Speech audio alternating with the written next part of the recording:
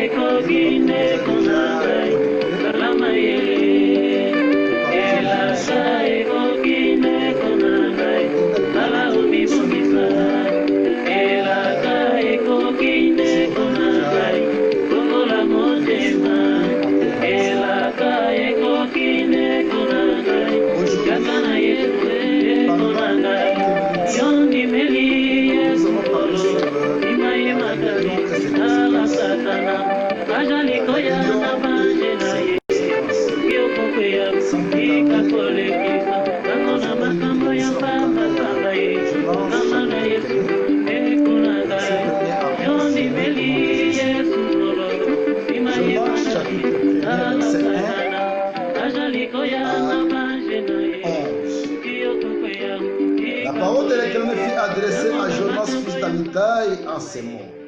Lève-toi, va à Nénive, la grande ville, et crie contre elle, car sa méchanceté est montée jusqu'à moi. Et Jonas s'éleva pour s'enfuir à Tarsis, loin de la face de l'Éternel. Il descendit à Jaffo, et il trouva un navire qui allait à Tarsis. Il paya le prix du transport et s'embarqua pour aller avec les passagers à Tarsis, loin de la face de l'Éternel. L'Éternel fit souffler sur la mer un vent impétueux et se leva sur la mer une grande tempête. Le navire menaçait de faire naufrage. Les mariniers eurent peur, ils imploraient chacun leur Dieu et ils jetèrent dans la mer les objets qui étaient sur le navire afin de les rendre plus légers. Jonas descendit au fond du navire et se coucha et s'endormit profondément. Le pilote s'approcha de lui et lui dit: Pourquoi dors-tu? Lève-toi, invoque ton Dieu, peut-être faudra-t-il penser à nous et nous ne périrons pas. Et ils se dirent l'un à l'autre: Venez et tirons sort pour savoir qui nous a tué ce malheur. Ils tirèrent au sort et le sort tomba sur Jonas. Alors il dit: Dis-nous, qui nous a tué ce malheur? Quelles sont ces affaires? Et d'où viens-tu? Quel est ton pays? Et de quel peuple es-tu? Il répondit: Je suis hébreu. Et je crains l'Éternel, le Dieu des cieux, qui a fait la mer et la terre. Les hommes eurent une grande frayeur et lui dirent: Pourquoi as-tu fait cela? Car ces hommes savaient qu'ils fuyaient loin de la face de l'Éternel, parce qu'il les avait déclaré.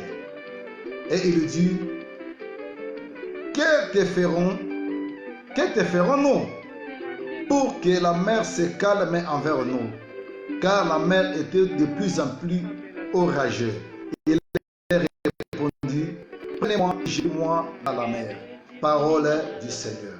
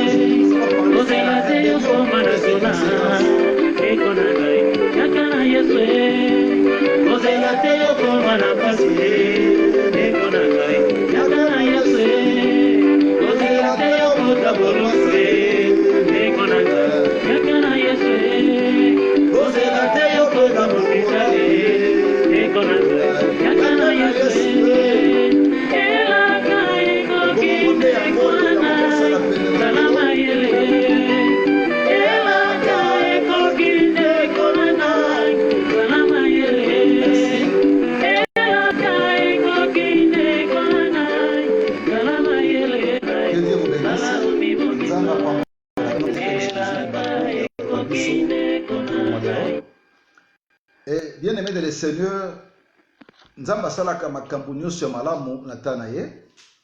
Il a permis aujourd'hui que nos églises, les portes des églises, elles allaient fermer. Mpote tokote la bino na bandako dans nzela ya ba réseaux sociaux afin que tokabola liloba na ye. Je crois depuis lobby na loba keloko moko très important que pendant tant au monde est d'aller bouger. Et ça na eloko moko ko fermer biso ko terimisa biso ezaka maloba na Nzambe. Alors yo oyo ici aux une biso programme oyo côté sango vraiment na kata agenda na yo expliquer aussi les autres na lobi ki attitude lobi na loba ki attitude o Daniel azwaka biso pe photo zo yango. Daniel il priait 3 fois par jour na moment oyo e komelaka bango pe makasi na mboka ya Babylone.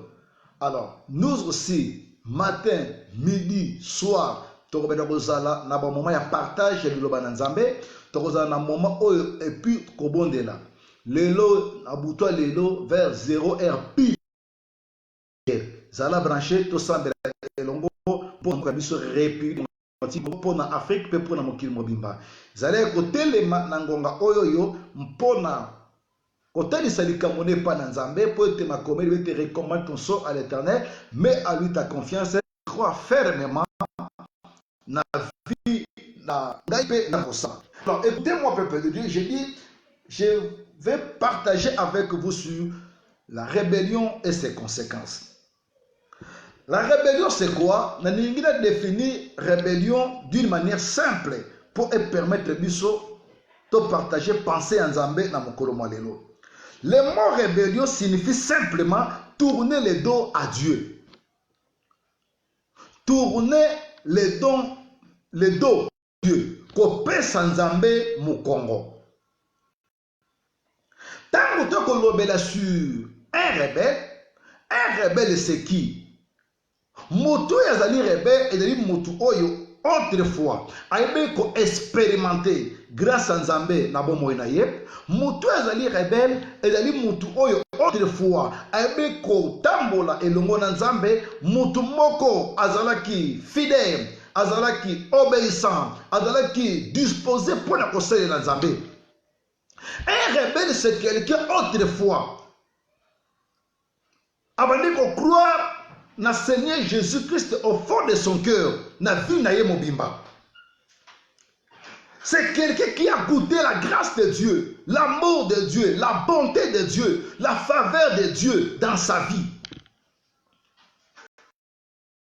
Alors, Moutouana, après avoir bénéficié de à un certain moment, il a abandonné la foi, il a abandonné le chemin du Seigneur, il a tourné le dos.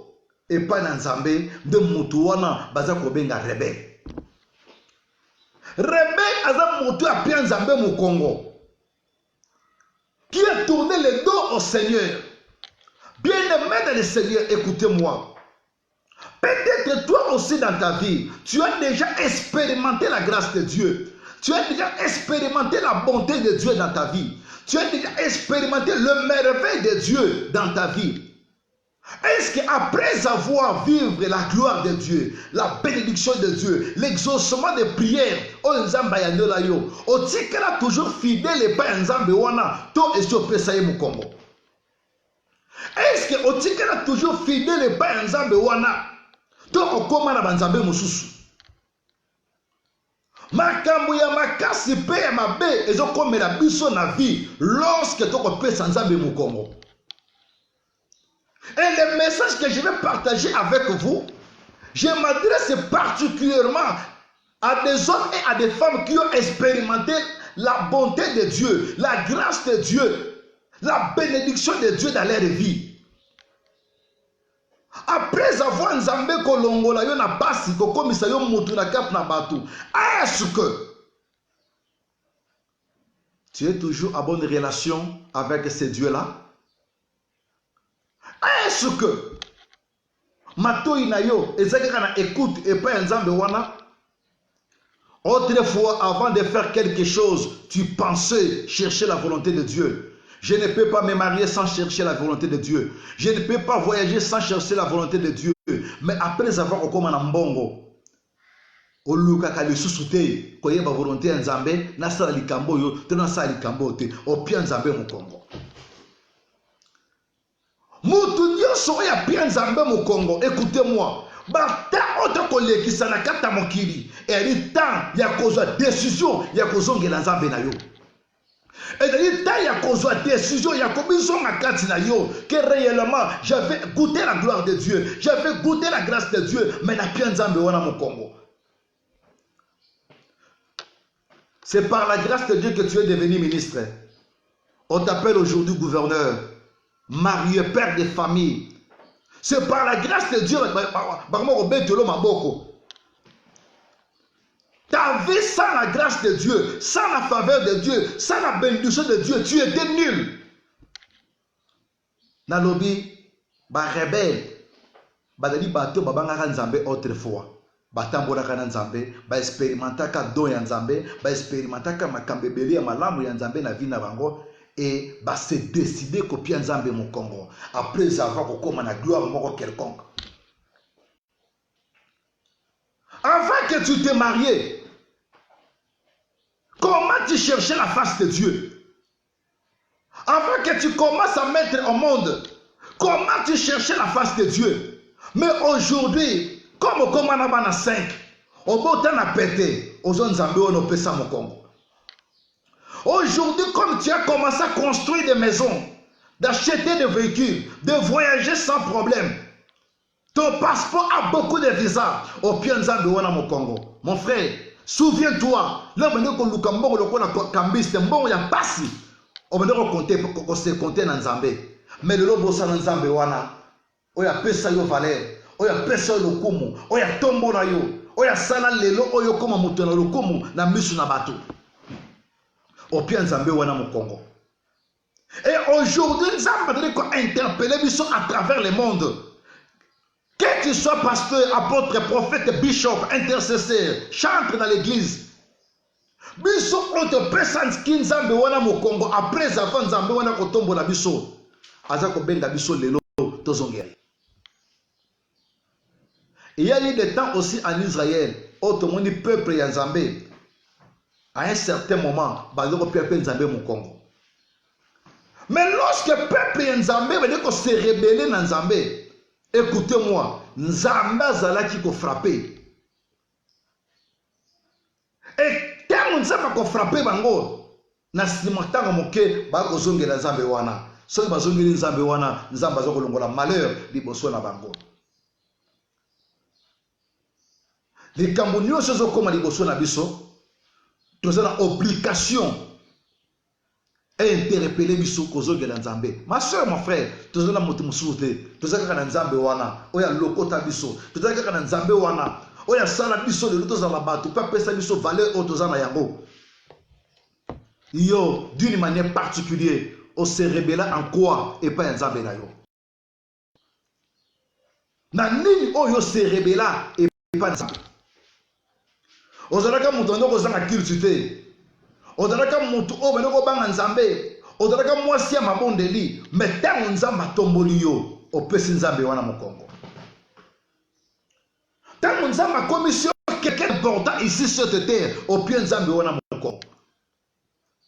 La parole de l'Éternel est comme lieu nanda. Parole de Nzambe est comme lieu bipa yo zali. Ndeko mwasi mobali, oyo pied Nzambe mokongo, Nzambe wana na posa na yo. Aujourd'hui, nous allons s'adresser à Batou, oyo baleka na baptême, oyo baleka na mai, Bana pakandai na vie na bango ki Seigneur na kosalela yo na vie na ngai. Na kosalela yo kino suka ya vie na ngai. Lelo oza wapi? Na ebite mai yo zwaka bateme. Bateme nyonso ozwa na vie na telemeli bateme na yo te. Ate ozwaka bateme na catholique olapaka ndai, ozwaka na protestant olapaka ndai, ozwaka na église indépendante ou église de réveil, je ne sais pas quelle église yo ozwaka bateme, mais le jour ya bateme na yo olapaka ndai ke nzambe nga na kolanda yo kino na suka. Est-ce que maloba olobelaka nzambe wana lelo ozokokisa yango? Est-ce que lelo maloba oyebisaka nkolo nga na kolanda yo? Tu es toujours avec ce Dieu-là? Au pesa nzambe mukongo. O se rebella liboso na nzambe, raison pour laquelle oza komona makambo ezo kolanda vie na yo. Écoutez-moi mon frère, ma soeur. Nzambe aza na posa na yo. Ozonga na engagement, ozwaka liboso na ye. Ozonga sous la présence na ye. Okoma koluka ye comme auparavant. Auparavant, on va dire kolala te. Ça pour autant au bon de la nzambe. Écoutez-moi, bis to sambela te pona kobanga coronavirus. Bis to sambela te pona kobanga bandoki. Bis to sambela te pona kobanga ba démon. Mais surtout sambelaka parce que Dieu est notre Père. Et depuis pona ko ya biso bana na tata na biso o ezali nzambe. Opia nzambe mukongo na nini? Eloko nini emema na rébellion. Mbongo koma na yango, renommé oyo koma na yango, succès oyo koma na yango, yango nde te pousser au pied nzambe mukongo. Na lebi lelo nzamba za ko benga yo, ozongela engagement na yo, oyo zo ka loi baptême. Homme de Dieu, quand la succès te prenge lelo oyo yo, minoko bandimino se koma kombo na yo. Musicien chrétien, quand elle a noté le lenge bakoma koyema nzembo na yo partout. Mais les Cambodgiens, est-ce que tu es toujours avec le Seigneur ou bien ils ont fait ça au Congo? Nous avons parlé sur la rébellion. Est-ce que ce bien Nzambe au Congo tu es toujours avec le Seigneur?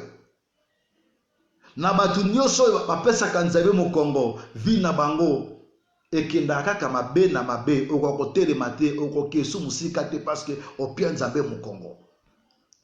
Makambo otoko mona le na kata mokili parce que le monde est pesi Nzambe mu Congo. Nous sommes détournés à la voix du Seigneur. Nous sommes détournés à la parole du Seigneur. Raison pour laquelle ta la peine vie na yo. Mais ce que kozonga nkola ko yamba yo. Passage auto tu kotanga na bino Jonas. Bible dit que la parole de l'Éternel fut adressée à Jonas fils d'Amitai à ces mots. Nzambe ebe ko libérer parole na vie ya Jonas. Alors il lève-toi, va à Ninive. Jonas, il fut un prophète de l'Éternel. Il craignait les seigneurs. Nzambe va dire ko visiter. Nzambe va dire ko sorona ye et puis nzamba tindiye. Apesi maloba. Alors il kende na Ninive. Kende ko ganga contre Ninive. Po ete ba bena bango e kombelinga Nzambe. Mais Oli akende na Ninive bisa batinziye. Lokola yeba yike il y a des méchants en Ninive. Lokola yeba ke na Ninive bakoyoka ngate kuna nde ba briga kuna nde bato mabe. Abite kuna ngana okende te aluki akende zere mususu. Après Nzambe mu Congo. Après okende sa mission onko la pesa kinaye. Bien-aimé, envoyé de l'Éternel, écoutez-moi. Si Dieu t'envoie quelque part, quelles que soient des réalités bizarres, oyo etana bisika wana oyo Nzamba tinzi yo, ye moko Nzamba ko taswe na yo. Likambo Nzamba ebisi yo osala, ata makasi na yango, ye moko ko protéger yo. Ata banguna ko te mama dibeke na ville oyo ko te ya te. Na ville oyo ko matate, na compagnie oyo ko mataka musala te. Lokola Nzambe muta placer na musala wana. Lokola Nzambe dalilo na bisika wana, écoutez-moi, Nzambe ye moko akobundela yo ko peso elonga. Yo likambo na yo telema kende. Jonas abangaki Ninive. Nakoba Ninive a se rebellé contre la voix de l'Éternel. Combien de fois aussi Dieu te parle, mais lui doit se rebeller dans la voix de Nzambe. Combien de fois Dieu t'appelle, salela ye mais oza ko résister ko se rebelle liboso na ye. Jonas akimaki akati ko kima oya kimi etinda ya nzambe ezali solution na ko kima ya Jonas. La Bible dit que akiko mata na bwato akendeki ko mata mpo akima etinda na nzambe balongwe pe ebandi kotambola. Bible eza koloba ete nzambe aye kotinda mopepe makasi ebetaki bwato wana. Bato ere na kati na bwato bayebe na bango eloko moko te. Au départ bamoni ntongo mopepe moko normal, ta mopepe moko betali non to voyageaka mopepe yaka, mais de temps en temps mopepe ezoya ya makasi mai ekomi agité babi non ezalaka ya boye te. Bien-aimé de le Seigneur, balamuki bango nyonso babendi kobwaka biloko na mai mpo bwato etikala pepele babwaki biloko banda babande kobwaka biloko mopepe ezosila te mai ezoningana kaka.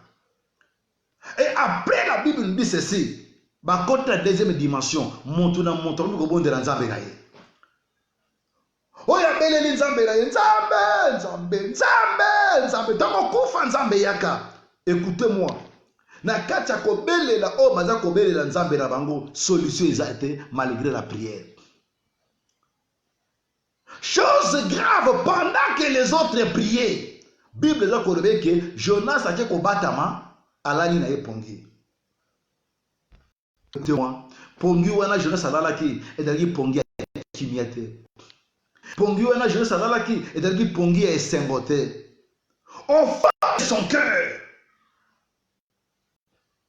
abande ko sentir ke makambo ekomeli biso eza ngai. Mopepe oyo ezobeta eza ngai. Réalité de vivre na voyage oyo eza ngai. Papa, makambo ezoleka na ndako na yo, yo moko yebi part ya responsabilité na yo. Ma soeur, des choses qui se passent dans ta maison, tu connais la part de ta responsabilité. Tu peux cacher cela à ton mari, tu peux cacher cela à tes enfants, mais en réalité, tu sais que oui, mon peuple est obéta. Ezangai. Pourquoi toi? Parce qu'on s'est rebellé et pas dans Nzambe. Mon Dieu s'est rebellé et pas dans Nzambe, Nzambe a tiré la kimiate.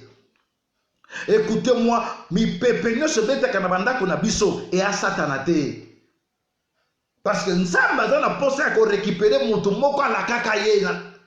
Na maya batem ke ngai na kosalela yo. Ba réalité de vivre dans ndako na yo. C'est ce que tu vis dans ta maison, la pauvreté, la maladie. Parce que Dieu a réclamé, a luka yo rebelle. On la kaka yo kosalela ye. Est-ce que réellement o salela nzambe wana? On la kaka nzambe ki na kolando ki na suka. Comme tu as fait 30 ans, organisé 30 ans de coquilles. Oh non, ça fait 30 ans, ça fait 50 ans. 50 ans à soukate. 15 ans à soukate.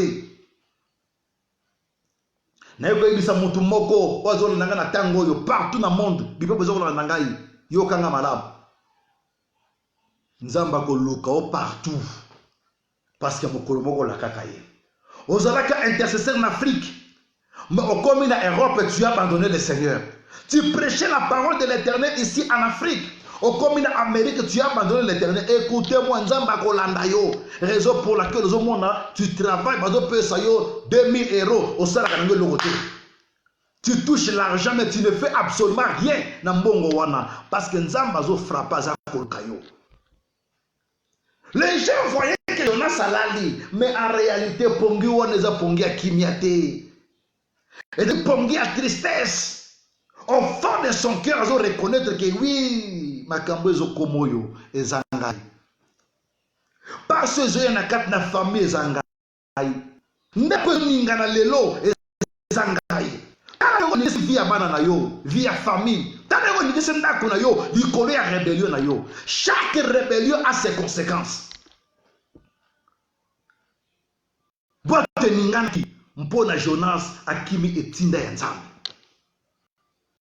Alors écoutez, peuple de Dieu, Les autres va commencer à aller profondément. Mais dans mon thème, Jonas a dit makambo ezokoma ezali ngai. Makambo ezokoma na biso oyo ezali ngai. Responsabilité à pas ce jour les kisana vina yo ko tchango likolo ya batote. Mitana yo moko engagement zoaka na mai ya baptême. Nous sommes forts lorsque nous sommes avec Dieu. Nous sommes forts lorsque nous sommes dans la biso. Nous sommes forts lorsque nous marchons dans l'obéissance et dans la fidélité devant le Seigneur. Mais aujourd'hui, nous sommes devenus des rebelles. Des rebelles.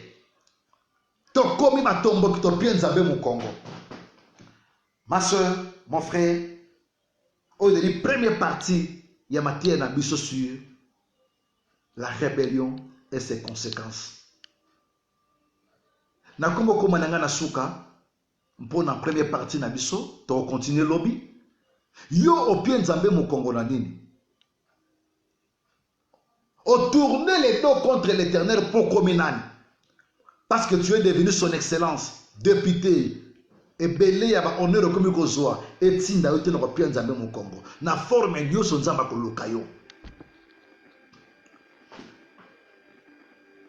La Bible déclare c'est une chose mauvaise et amère d'abandonner l'Éternel. Ta méchanceté te châtiera. Ma bena yo ekobeta yo. Le kolo ni akotala ma bena yo te ndo mona ka ba démon, ndo mona ka ba ndoki, ndo mona ka ba lingara ngate na quartier, ndo mona ka ba lingara ngate na famille, ndo mona ka ono ba bumbisa ngaka te. La Bible est claire que ta méchanceté te châtiera. Ma bena yo ekobeta yo, rébellion na yo ekobeta yo. Conséquence ya rébellion eza mabe makasi na vie na biso. Lobi na kopesa bino 3 conséquences ya rébellion na vie ya moto. Mais lelo, ma soeur, mon frère, nani ko clôturer na koloba pendant que les autres pensaient que Jonas alali. Jonas a dû souffrir au fond de son cœur que ma bé oizo koma na kat na mboka na kat na boito yo ezali ngai. C'est à cause de moi de makambo ezo koma. Makambo ezo koma na kat église, makambo ezo koma na kat na mboka ezali ngai. Tamba beti sort et quoi eba Jonas awanga na kité, abi non c'est moi, bo souffrir likolo nanga. Je suis rebelle. Na kima nzambe, na kima mission. Autrefois, tu servais le vrai Dieu. Mais aujourd'hui, tu as mélangé Nzambe na bakisi. Autrefois, tu travaillais avec l'intelligence. Baninga ba ko kosa yo po battre la poste oyoyo. Il faut que le komona kingani. Okende ko mikangisa ba bureau ba saelo ba cérémonie na bureau. Banda po kota la dongolo comme longozo kezalité. Écoutez-moi, tout est bloqué dans ta vie parce que Nzamba za ko lukayo ozonge l'engagement oyo zo belakaye. Na kosalela yo kino na suka ya vina ngai. Yango na beta kinzemba matu sambir opona ko yebiso ke kozela te koma na pasi mpo oluka nzambe. Kozela te onyo ko ma po oluka nzambe. Era kozongela. Kozela te kota na boroko.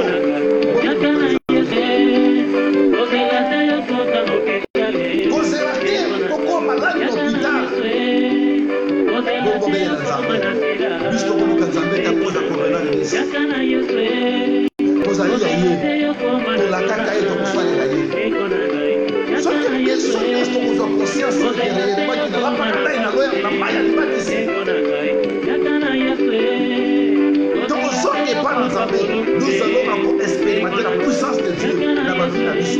Nous allons encore expérimenter la bénédiction de Dieu dans mon monde. Donc, comme vous forcez ma cambo, parce que vous bien savez mon corps. Comme vous forcez la botéka, vous bien savez mon corps. Vous travaillez 5, 6, 8 places à la fois, vous bien savez mon corps.